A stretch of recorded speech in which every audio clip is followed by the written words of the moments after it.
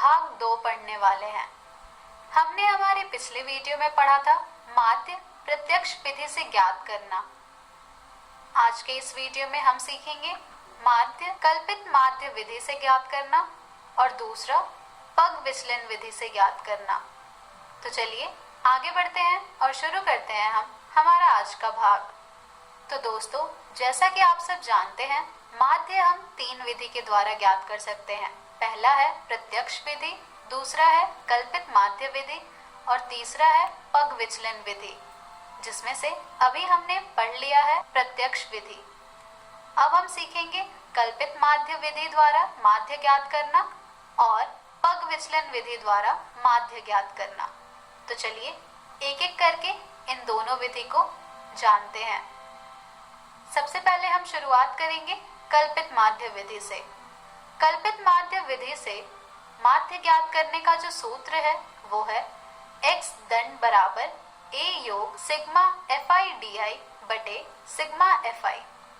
अब आप सोच रहे होंगे कि यहाँ पर a क्या होता है।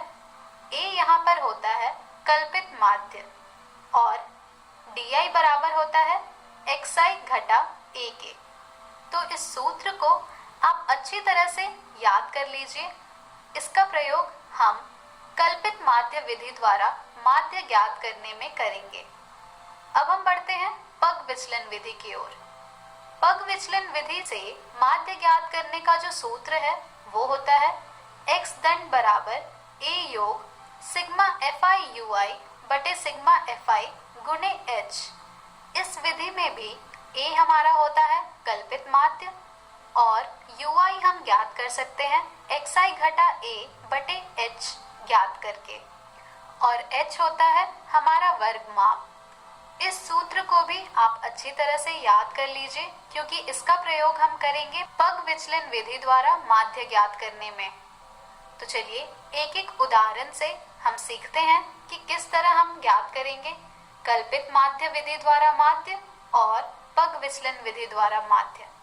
हमारा लिया गया प्रश्न है, किसी फैक्ट्री के 50 श्रमिकों की दैनिक मजदूरी के निम्नलिखित बंटन पर विचार कीजिए। स्क्रीन पर आपको वह बंटन दिख रहा होगा। कल्पित माध्य विधि से माध्य दैनिक मजदूरी निकालिए। तो चलिए अब हम कल्पित माध्य विधि द्वारा दैनिक मजदूरी का माध्य ज्ञात करते हैं।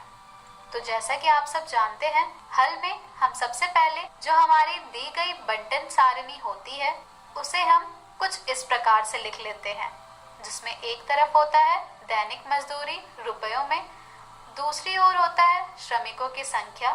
कल्पित माध्य विधि द्वारा माध्य ज्ञात करने में हम 3 और कॉलम बनाते हैं। पहला कॉलम होगा xi का, फिर हम ज्ञात करेंगे DI और फिर हम ज्ञात करेंगे FI/DI। तो चलिए अब हम इन लिए गए वर्ग अंतराल का xi ज्ञात करेंगे। xi आपको ज्ञात करके यहाँ पर दिखाया गया है, क्योंकि xi हम ज्ञात कर सकते हैं हमारे लिए गए वर्ग अंतराल की ऊपरी और निचली वर्ग सीमा का योग करके और फिर उसे 2 से भाग देकर। तो यहाँ पर हमारे पहले वर्ग अंतराल का xi आया है 110, दूसरे वर्ग अंतराल का xi आया है 130, तीसरे वर्ग अंतराल का xi आया है 150, चौथे वर्ग अंतराल का xi आया है 170 और पांचवें वर्ग अंतराल का xi आया है 190। इसके बाद जो हमारा दूसरा चरण होता है वो होता है कल्पित माध्य को चुनना। कल्पित माध्य हम हमारे प्राप्त किए गए xi के माध्य में जो आता है उसे लेते हैं। जैसे कि यहाँ पर हमारे जो सभी xi हैं इनका माध्य है 150। तो यहाँ पर हम मान लेंगे कि 150 हमारा a है, यानी कि कल्पित माध्य है। अब जब हमने कल्पित माध्य प्राप्त कर लिया है तो चलिए अब हम ज्ञात करते हैं DI। DI हम किस तरह ज्ञात करेंगे? DI हम ज्ञात करेंगे xi घटा a को हल करके। a है हमारा यहाँ पर 150, तो यहाँ पर DI हमारा आएगा xi घटा 150 को हल करके। तो चलिए हमारे लिए गए वर्ग अंतराल के DI ज्ञात करते हैं।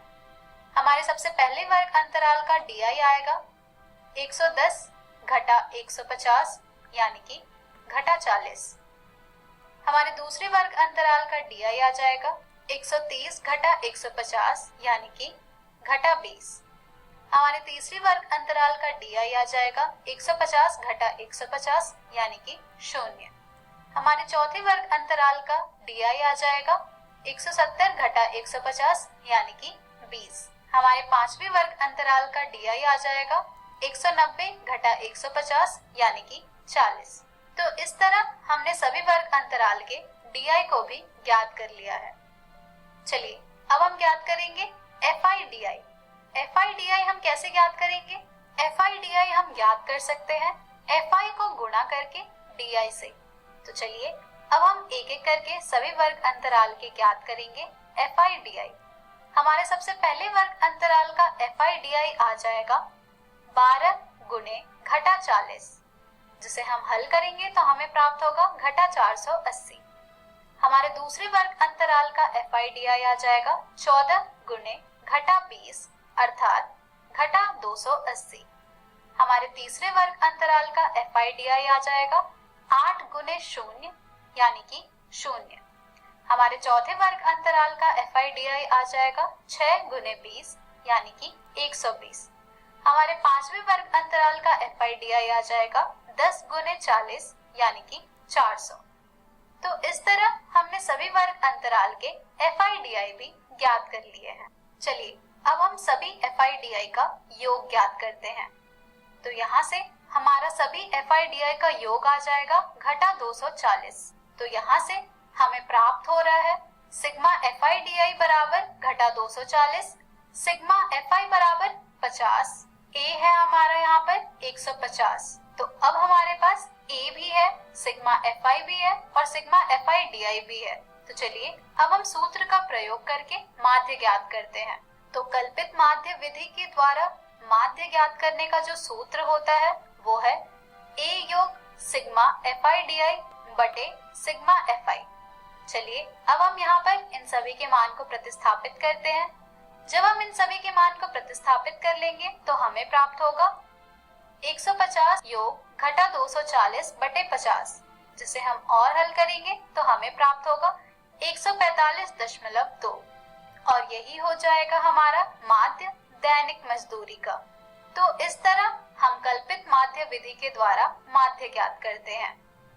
चलिए अब हम पग विचलन विधि के द्वारा माध्य ज्ञात करते हैं।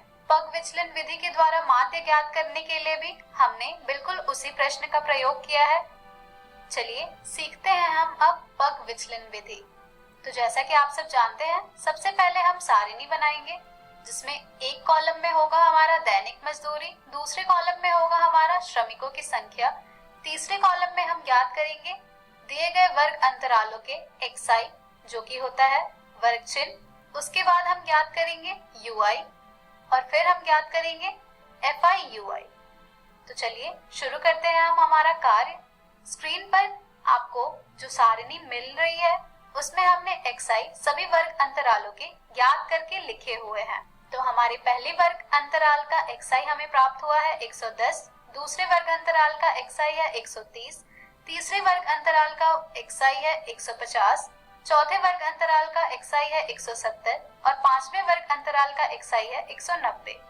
और ये सभी XI हमने ज्ञात किया है हमारे जो वर्ग अंतराल दिए गए हैं उसकी ऊपरी और निचली वर्ग सीमा का योग करके उसे फिर 2 से भाग देकर। पग विचलन विधि में भी हम कल्पित माध्य ज्ञात करते हैं। तो यहाँ पर हमारे जो सभी XI प्राप्त किए गए हैं उसका माध्य है 150 और यही हो जाएगा हमारा कल्पित माध्य। तो यहाँ पर A जो है हमारा वो है 150। चलिए अब हम ज्ञात करेंगे UI। UI ज्ञात करने का जो सूत्र था वो था XI घटा A बटे H। H होता है हमारा वर्ग माप और यहाँ पर हमारा जो वर्ग माप है वो है 20। तो UI हम ज्ञात करेंगे XI घटा 150 जो कि हमारा कल्पित माध्य है बटे B जो कि हमारा H है। इसे हल करके हम ज्ञात करेंगे UI। तो चलिए एक एक करके सभी वर्ग अंतराल के UI ज्ञात करते हैं। हमारे पहले वर्ग अंतराल का UI हमें प्राप्त होगा घटा 2, हमारे दूसरे वर्ग अंतराल का UI हमें प्राप्त होगा घटा 1, हमारे तीसरे वर्ग अंतराल का ui हमें प्राप्त होगा 0। हमारे चौथे वर्ग अंतराल का ui हमें प्राप्त होगा 1। हमारे पांचवें वर्ग अंतराल का ui हमें प्राप्त होगा 2। तो इस तरह हमने सभी वर्ग अंतराल के ui ज्ञात कर लिए हैं। अब हमें पग विचलन विधि के द्वारा माध्य ज्ञात करने के लिए चाहिए FI/UI। तो चलिए अब हम ज्ञात करेंगे हमारे सभी वर्ग अंतरालों के FI/UI। FI/UI हम ज्ञात करेंगे FI को गुणा करके UI से।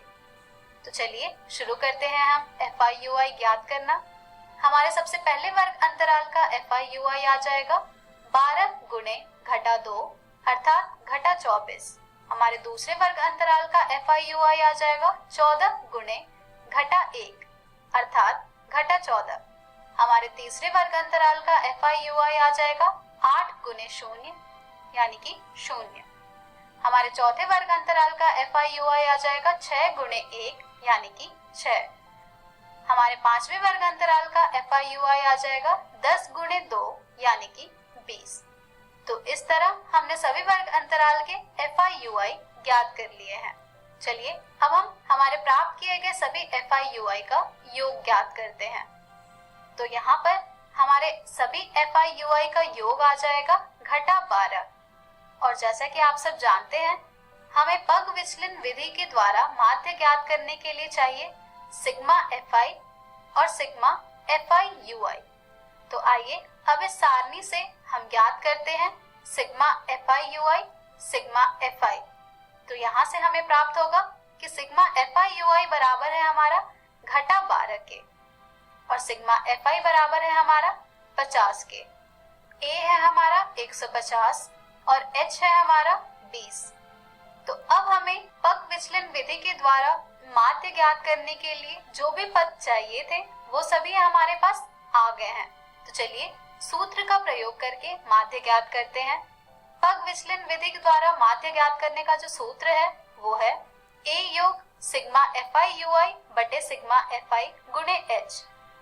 जब हम यहाँ पर इस सूत्र में इन सभी के मान को प्रतिस्थापित करेंगे तो हमें प्राप्त होगा 150 योग घटा 12 बटे 50 गुणे 20, जिसे हम और हल करेंगे तो हमें प्राप्त होगा 145.2। तो इस तरह हमने पग विचलन विधि के द्वारा माध्य इस प्रश्न का ज्ञात किया जो कि आया है 145.2। तो अब आपने माध्य ज्ञात करने की तीनों विधि सीख ली है। अब आप किन्हीं भी विधि के द्वारा माध्य ज्ञात कर सकते हैं और इस पर आधारित प्रश्न को भी हल कर सकते हैं। इस पर आधारित प्रश्न आपको आपकी NCERT पुस्तक में मिल जाएंगे। तो दोस्तों आज के इस वीडियो में हमने सीखा माध्य ज्ञात करना कल्पित माध्य विधि के द्वारा, जिसका सूत्र होता है x दंड बराबर A योग सिग्मा FI/DI बटे सिग्मा FI, और पग विचलन विधि द्वारा माध्य ज्ञात करना, जिसका सूत्र होता है x दंड बराबर A योग सिग्मा FI/UI बटे सिग्मा FI गुणे H। हम हमारी अगली वीडियो में जानेंगे बहुलक, जिसे हम इंग्लिश में मोड कहते हैं। धन्यवाद।